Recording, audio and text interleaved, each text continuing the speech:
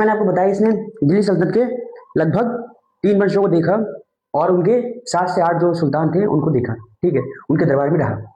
सबसे पहले ये शहजादा मोहम्मद के शासनकाल में नजर आया था। शहजादा मोहम्मद कौन था? बलबन जो था उसका जो बड़ा पुत्र था, आपको याद होगा, जो मंगोलियों से लड़ता हुआ मारा गया था उत्तर पश्चिमी सीमा पर। ठीक है, तो उसको उसका काम था, वो सबसे ज्यादा विद्वानों को संरक्षण देता था। मैंने आपको बताया था, तो विद्वानों को संरक्षण देता था। उसमें से एक ये था अमीर खुसरो, जिसको किसने संरक्षण दिया था? शहजादा मोहम्मद। कौन? बलबन का बड़ा बेटा है। बलबन का जो बड़ा बेटा फिर मंगोलियों से लड़ता हुआ मारा गया, तो उसके बाद ये बलबन के दरबार में आ गया। ठीक, अमीर खुसरो फिर बलबन के दरबार में नजर आता है। फिर उसके वंश जो जितने उत्तराधिकारी हुए उनके शासनकाल में नजर आता है। फिर जलालुद्दीन खिलजी, अलाउद्दीन खिलजी के उत्तराधिकारी। फिर उसके बाद यासुद्दीन तुगलक, तुगलक वंश आ गया, यासुद्दीन तुगलक।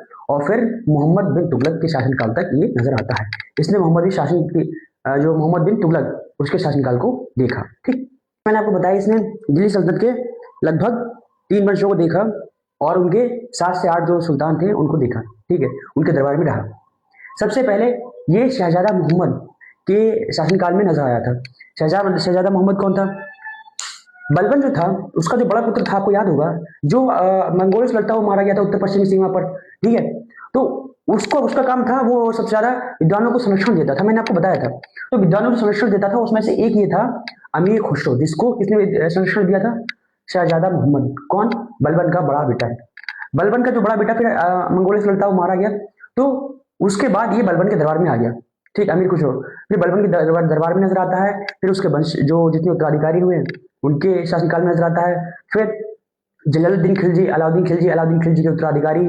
फिर उसके बाद यासुद्दीन तुगलक, तुगलक वंश आ गया, यासुद्दीन तुगलक। और फिर मोहम्मद बिन तुगलक के शासनकाल तक ये नजर आता है। इसने मोहम्मदी शासन की जो मोहम्मद बिन तुगलक उसके शासनकाल को देखा। ठीक।